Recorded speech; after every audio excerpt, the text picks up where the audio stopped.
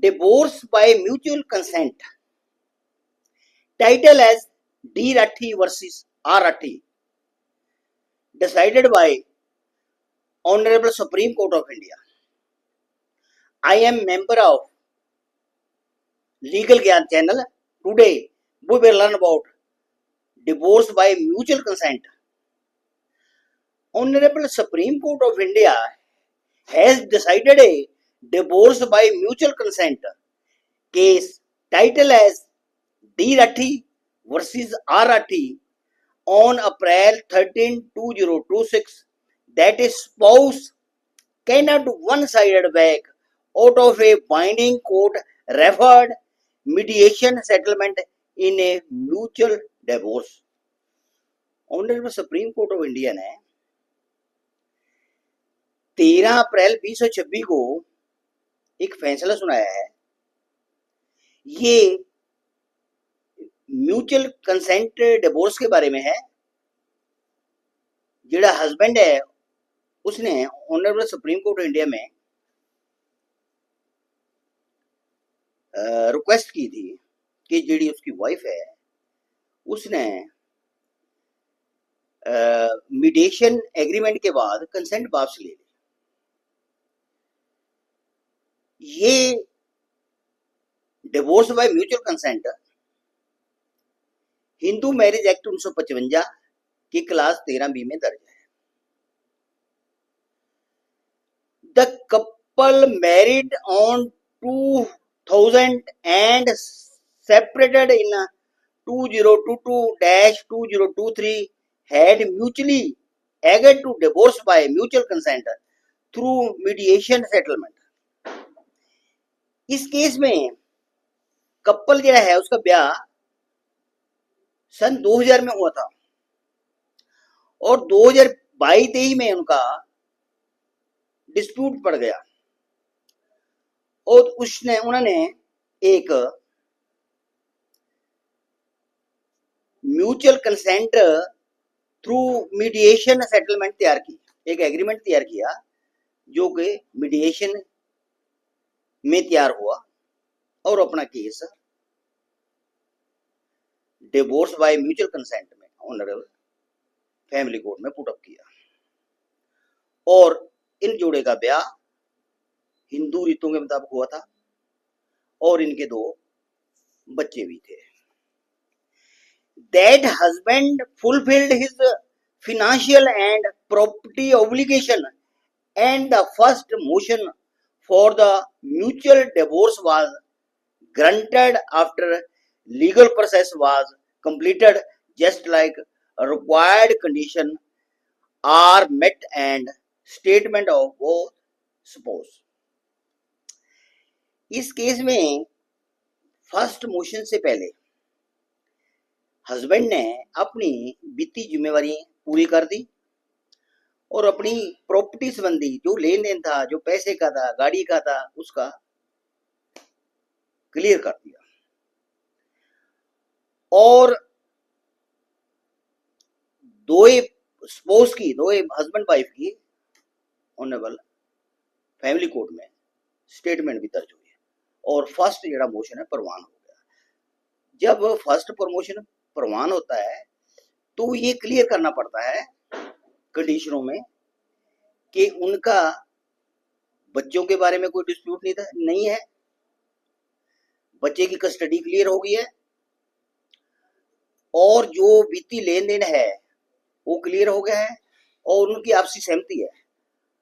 इन condition के बाद ही ये case divorce by mutual consent के लिए एलिजिबल होता है।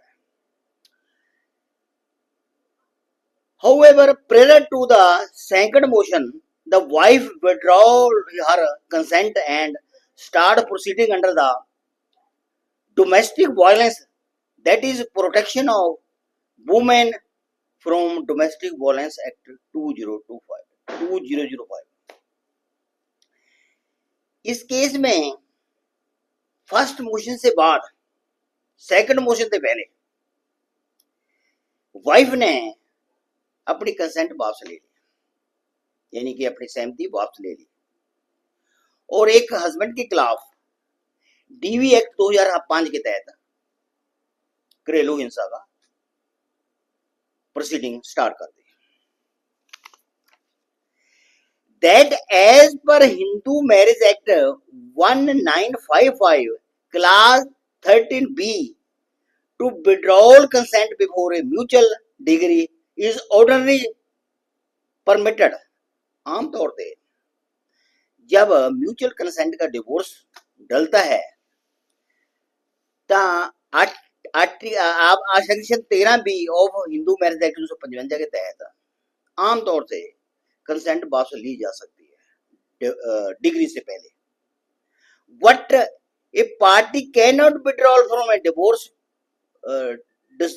decision from a valid voluntary executed mediation settlement as per due course। पर जब उनका मीडिएशन के थ्रू एक एग्रीमेंट हो गया है, as per due course of law हुआ है, कोई दबाव के तहत नहीं, कोई लालच के तहत नहीं, as per due course of law हुआ है, तब वो अपनी कंसेंट वापस नहीं ले सकते।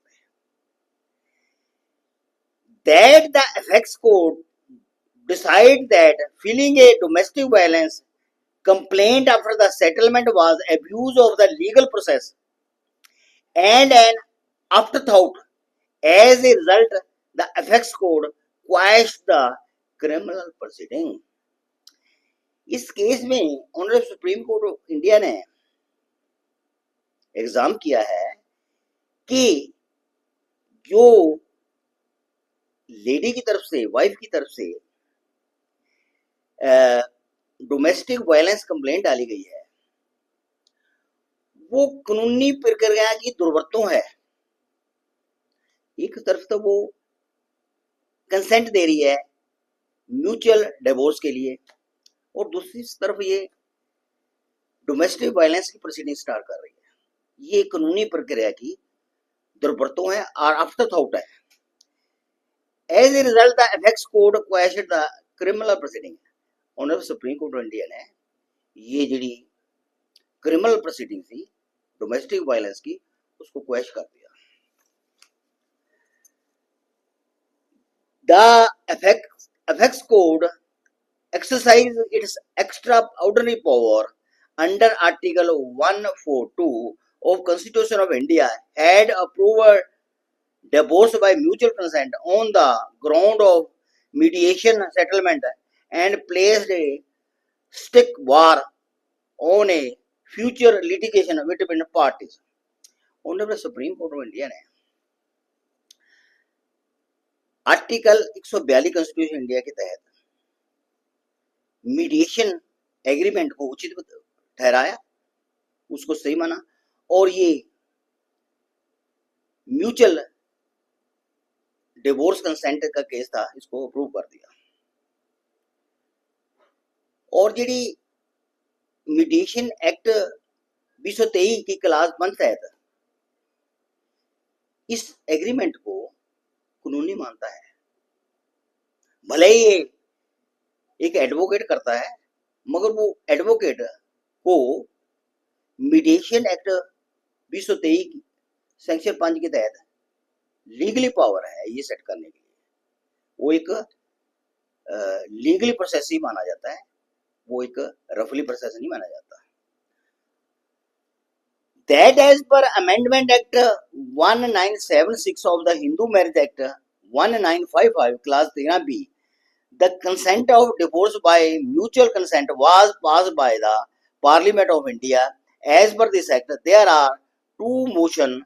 Firstly, both parties jointly file a divorce petition after complete condition and statement of both, then cooling off period। Hindu marriage act 1955 की अमेंडमेंट 1976 में हुई और उसमें पहली बार डिवोर्स बाय म्यूचुअल कंसेंट का चैप्टर आया और 13B में ऐड किया गया। इससे पहला सिर्फ एक तरफा डिवोर्स की एप्लीकेशन डलती थी, इसके बाद म्यूचुअल कंसेंट का प्रोसेस शुरू हुआ। इसमें दो मोशन होते हैं, म्यूचुअल कंसेंट डिवोर्स में दो मोशन होते हैं। First of all, first motion में क्या होता है, हस्बैंड वाइफ एक प्लेटफॉर्म पर आते हैं और उनकी ਜਿਹੜੀ है पैसे का लेन देन, प्रॉपर्टी का लेन देन क्लियर हो रहा होता है, बच्चों की कस्टडी का चैप्टर क्लियर हो रहा होता है और उनकी फुली कंसेंट होती है। जब ये कंडीशन पूरी होती है तब ये पिटीशन डलती है फैमिली कोर्ट में और फैमिली कोर्ट इसको प्रवान करती है और इसकी 6 महीने की बाद डेट देती है। जो 6 महीने का पीरियड है उसको कूलिंग ऑफ पीरियड कहते हैं। कूलिंग ऑफ पीरियड 6 महीने के बाद सेकंड मोशन शुरू होता है। सेकंड मोशन जो शुरू होता है उस 6 महीने के बाद और 18 महीने से पहले होना चाहिए। ये नहीं है वो और पीरियड लंबा हो जाएगा। 6 कम से कम 6 महीने, मैक्सिमम 18 मंथ्स के बीच बीच सेकंड मोशन शुरू होता है। अगर उनकी सहमति सेम है, कंसेंट सेम है, कोई कंसेंट नहीं बदली, तो आगे प्रोसेस चलता है और उनका ये case divorce by mutual consent प्रमाण हो जाता है। Thank you. Okay, if you like my video please subscribe my channel, like and share my. Thank you. Okay.